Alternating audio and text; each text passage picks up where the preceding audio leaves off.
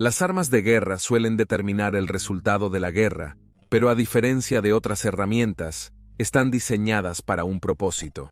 Para ser mortal. Para matar. Aquí observamos tres de las muchas armas mortales utilizadas por ambos lados durante la Segunda Guerra Mundial. En términos de armamento, la metralleta se sitúa en algún lugar entre la pistola y el fusil de combate totalmente automático.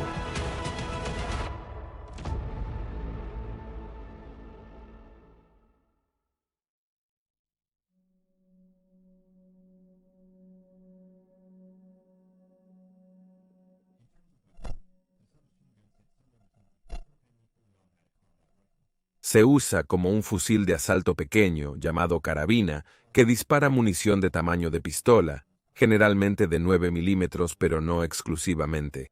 La metralleta fue inventada durante la Primera Guerra Mundial. Sus orígenes comenzaron de manera bastante lógica con el desarrollo de pistolas automáticas, y luego crecieron para incluir armas pequeñas del tamaño de un rifle con funcionamiento interno, similar a estas primeras pistolas automáticas, incluyendo permanecer recamaradas para la ronda de pistola.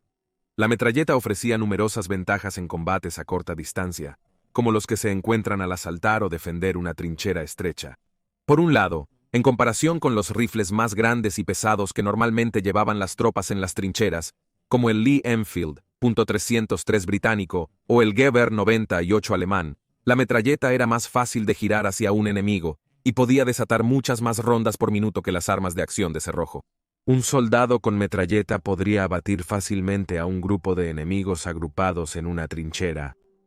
No obstante, la principal desventaja de una metralleta era su falta de alcance efectivo comparado con un rifle de combate completo. Por esto, los alemanes las usaron principalmente en unidades de infiltración, equipos pequeños que se deslizaban detrás de las líneas enemigas para hacer reconocimientos o interrumpir suministros. La utilidad de la metralleta no se perdió después de la guerra, y no solo con los militares, sino también entre muchas agencias de aplicación de la ley en los Estados Unidos, que se encontraron enfrentando a bandas de crimen organizado, que estaban ellas mismas fuertemente armadas, gracias al excedente de la guerra.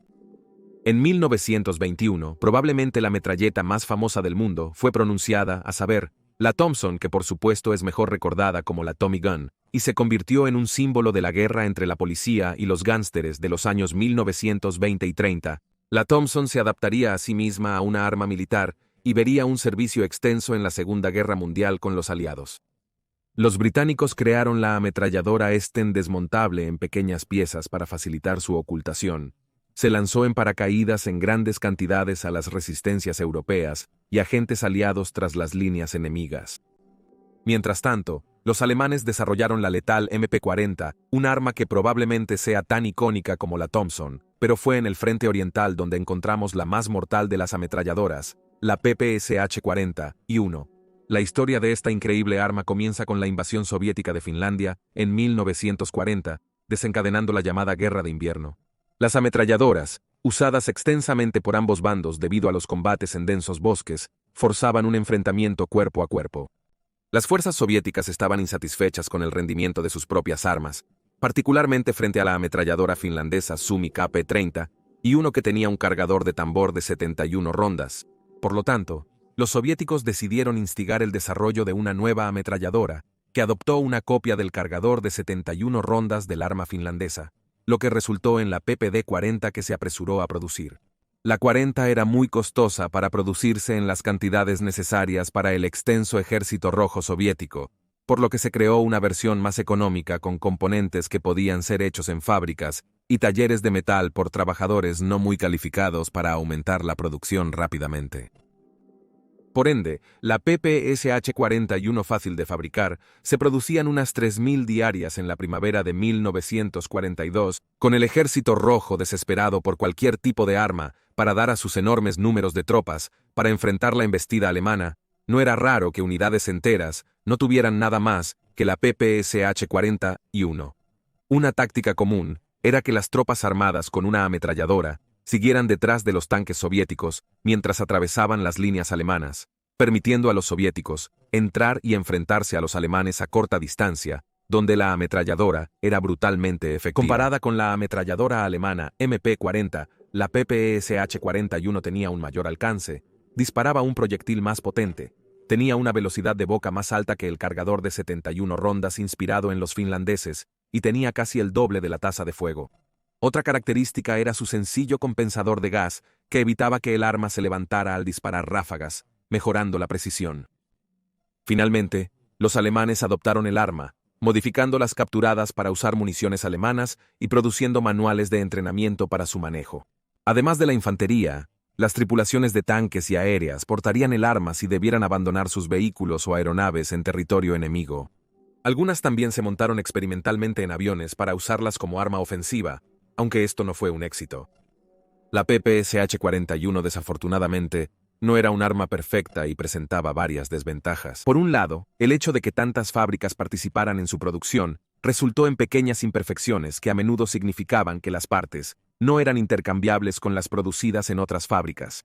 El compensador de gas antes mencionado tenía la gran desventaja de incrementar el destello del cañón, revelando la posición de un soldado soviético oculto.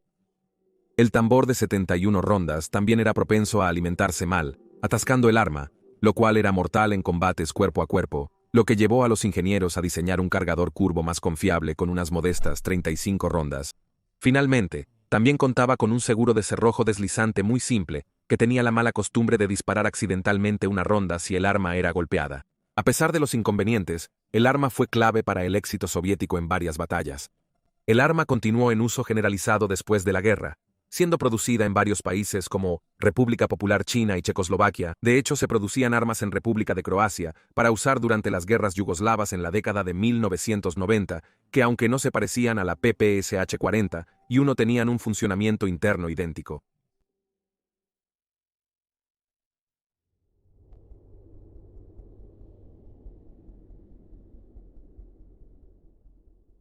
El tanque revolucionó el modo de librar las guerras al llegar al campo de batalla. Los tanques podían superar obstáculos que detendrían a soldados o caballos, poseían gran poder de fuego y estaban protegidos por armadura. La amenaza del tanque motivó a todos a invertir en armas antitanque para la infantería, los más vulnerables a estas armas si no había tanques o artillería aliada cerca. Los primeros tanques eran resistentes a la mayoría de municiones de rifles usadas por las tropas, por lo que se diseñaron rifles más potentes para atravesar la armadura y eliminar a los tripulantes. Siendo los primeros en enfrentar un asalto blindado, los alemanes tomaron la delantera en el desarrollo de balas antiblindaje y rifles pesados como el K-Round, que podían dispararse desde un rifle regular y luego el rifle antitanque dedicado, el Mauser 1918 T. Gewehr de 13.12 mm. Al inicio de la Segunda Guerra Mundial, la armadura de los tanques principales era tan gruesa que las armas basadas en rifles resultaban ineficaces. La única respuesta fue adoptar armas que disparaban rondas explosivas al tanque objetivo, y esto llevó al famoso bazooka estadounidense, que lanzaba un cohete con una pequeña carga explosiva al objetivo. Los alemanes quedaron tan impresionados con el bazooka que desarrollaron su propia versión, más grande, y la apodaron Panzerschreck, mientras que al mismo tiempo comenzaron a trabajar en otra arma antitanque potencialmente más poderosa, que daría a los infantes una herramienta potente con la que destruir tanques. En 1942, los alemanes comenzaron a trabajar en el desarrollo y prueba de la Faustpatrone, que disparaba un pequeño explosivo de 400 gramos al objetivo.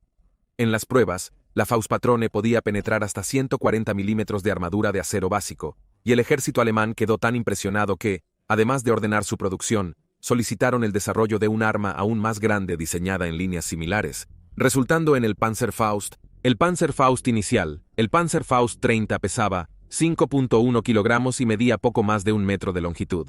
Consistía en un tubo de lanzamiento básico en el frente del cual estaba el proyectil de gran tamaño, que se insertaba en el tubo a través de su tallo de cola de madera, que presentaba aletas de metal plegables para estabilizarlo en vuelo hacia el objetivo. A primera vista, el Panzerfaust parecía ser un arma de cohetes, pero este no es el caso. De hecho, es un rifle sin retroceso, ya que, a diferencia de un cohete que tiene un motor en el proyectil, el Panzerfaust solo usa una única carga propulsora para lanzarlo desde el lanzador hasta el objetivo. Después de disparar, el tubo podía ser desechado por el soldado, que podía recurrir rápidamente a su rifle, convirtiéndolo nuevamente en un infante ordinario, algo que no sucedía con los equipos de bazooka y Panzerschreck. El Panzerfaust proporcionó a los infantes alemanes básicos un formidable golpe antiblindaje gracias al diseño de su ojiva que presentaba un diseño de carga conformada. Al dar forma a la carga explosiva en lugar de simplemente agrupar la mayor cantidad posible de explosivo en la ojiva, se enfoca el poder destructivo en un solo punto, creando así su capacidad para penetrar el casco blindado de un tanque. Lamentablemente, los modelos más antiguos presentaban serias desventajas. Inicialmente, el Panzerfaust tenía un alcance efectivo de 30 metros, un desafío para un soldado alemán que intentaba destruir un tanque M4 Sherman estadounidense, usualmente equipado con 3 ametralladoras, una en el casco, una en la torreta y otra en su parte superior. Además, si otro alemán estaba detrás del soldado que disparaba el Panzerfaust, los gases de escape podían ser letales hasta a 3 metros. Los esfuerzos para mejorar el alcance y la efectividad del arma llevaron al Panzerfaust 60 que, como su nombre indica, tenía un alcance de 60 metros, el doble que el modelo inicial, pero esto seguía siendo inquietantemente cercano. El Panzerfaust 60 se convertiría en la variante más reconocible de la serie, y con una combinación de su proyectil de mayor velocidad y explosivo de carga conformada, podría perforar un agujero a través de unos 200 milímetros de armadura de acero. En pruebas de comparación, el Panzerfaust 60 fue capaz de hacer un agujero casi 6 veces el tamaño del que producía una bazooka cuando se disparaba a la misma densidad de armadura. Además, aunque en las llanuras del frente oriental el alcance era un problema, en las calles de las ciudades polacas y alemanas, el Panzerfaust se transformó en un arma de emboscada perfecta para los tanques que se movían por las estrechas vías, con soldados alemanes ocultos en edificios destruidos. El Panzerfaust era efectivo contra vehículos semiblindados como el Half-Track estadounidense y posiciones enemigas atrincheradas. Los modelos posteriores extendieron el alcance a 100 y finalmente 150 metros. Sin embargo, su uso fue limitado ya que la maquinaria de guerra alemana estaba prácticamente acabada. No obstante, los aliados notaron la eficacia del Panzerfaust con unidades estadounidenses, capturando muchos y usándolos contra sus propietarios originales. Los Panzerfausts alemanes y sus réplicas locales siguieron en servicio en varios ejércitos hasta los años 50. Aunque era un arma poderosa, el Panzerfaust solo representaba un pequeño porcentaje del total de tanques aliados destruidos en combate. Los alemanes preferían usar tanques, cañones antitanque, artillería y aviones para destruir los tanques aliados, con buena razón. No obstante, destruyó más tanques que todas las otras armas antitanque de infantería alemana juntas. A pesar de esto, sin embargo, la vista de las tropas alemanas saliendo de edificios destruidos o de posiciones ocultas en el bosque portando esta arma única y mortal, debió haber sido aterradora para las tripulaciones de tanques aliados, quienes probablemente se quedarían preguntándose de dónde se disparará la próxima.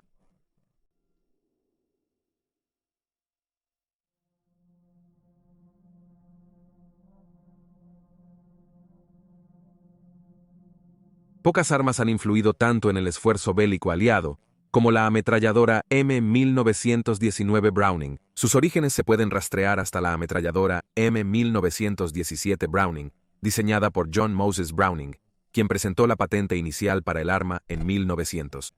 La 1917 era una ametralladora de cinta y tripulación, enfriada por una chaqueta de agua en el cañón, que se convirtió en el estándar de ametralladoras pesadas de EU. En las últimas etapas de la Primera Guerra Mundial, a pesar de disparar unas 450 rondas por minuto, el arma era pesada y engorrosa, llevando a esfuerzos para crear una versión más ligera y refrigerada por aire, la M1919. Aunque más ligera que la M1917, la M1919 aún requería al menos 2 hombres para su efectiva operación en infantería. Sin embargo, su elevada tasa de disparo, poder de parada y fiabilidad la hicieron un excelente arma no solo para defensa de posiciones atrincheradas, sino también para montar en la creciente cantidad de vehículos motorizados que sustituían a los caballos en el ejército de Estados Unidos, incluyendo tanques. A lo largo de las 2 décadas de los años de entreguerras, el arma sufriría un desarrollo significativo para mejorar su rendimiento y facilitar su uso. Por lo tanto, se construyó en múltiples variantes o roles, todavía calibrada para la bala de rifle .30, aligerando la cadena de logística. Para 1939, además de las versiones ligeras de infantería, había modelos montados en jeeps, camiones, vehículos blindados, anfibios, tanques y barcos. Sin embargo, fue en el aire donde el arma estaba a punto de hacer probablemente su mayor contribución a la lucha contra el régimen nazi. El ejército y la marina de Estados Unidos adaptaron variantes de armas a sus aviones. En ese instante, el ejército manejaba todas las operaciones aéreas terrestres de los Estados Unidos, dado que la Fuerza Aérea no se creó hasta 1947. A mediados de los años 30, Reino Unido rearmaba su fuerza aérea desarrollando dos cazas monoplanos avanzados, el Hawker Hurricane y el Supermarine Spitfire. Ambos aviones llevaban 8 armas, una variante de la M1919, calibrada para el cartucho británico .303. Durante la Batalla de Inglaterra, fue la combinación de estos dos aviones, junto con la ametralladora Browning, lo que mantuvo a la Luftwaffe alemana a raya, y al hacerlo, negó a Hitler su victoria. Lamentablemente, el aumento de armadura en aviones alemanes hacía que el cartucho .303 se volviera obsoleto por su falta de poder de penetración para mantenerse viable. Una solución provisional fue equipar algunos Hawker Hurricanes con una asombrosa cantidad de 12 de estas armas para aumentar el daño colectivo en el objetivo, pero pronto fueron reemplazadas por armas más potentes. Los británicos inicialmente redujeron el número de Brownings a 4, mientras que 2 cañones hispano de 20 milímetros se usaron en lugar de las armas eliminadas, que tenían considerablemente más potencia, mientras que los estadounidenses adoptaron la ametralladora Browning M2 de calibre .50 en sus cazas como el North American P-50 y uno Mustang.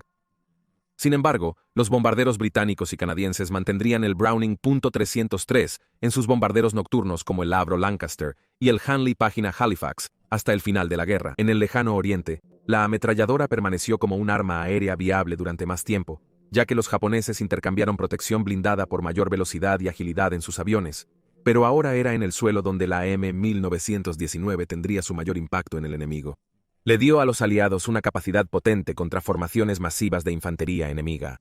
La versión definitiva de infantería fue la M1919 A6, que se puso en servicio para compensar el decepcionante rendimiento del fusil automático Browning M1918. Se volvió a hacer lo más ligero y ergonómico posible, poniendo mayor énfasis en la facilidad de uso y mantenimiento. Aún así, comparada con la MG-42 alemana, que era un tercio más ligera, seguía siendo un arma incómoda. No solo permaneció en servicio hasta finalizar la guerra, sino también después. Variantes de esta arma siguieron usándose en las guerras de Corea y Vietnam, así como por las fuerzas israelíes en sus constantes guerras con vecinos árabes, hasta los años 80. Muchos ejércitos europeos también adoptarían el arma después de la guerra y la recalibrarían para la ronda estándar de la Organización del Tratado del Atlántico Norte de 7.62 milímetros, hasta que finalmente el arma comenzó a ser reemplazada por armas más nuevas como la M60, en la década de 1980.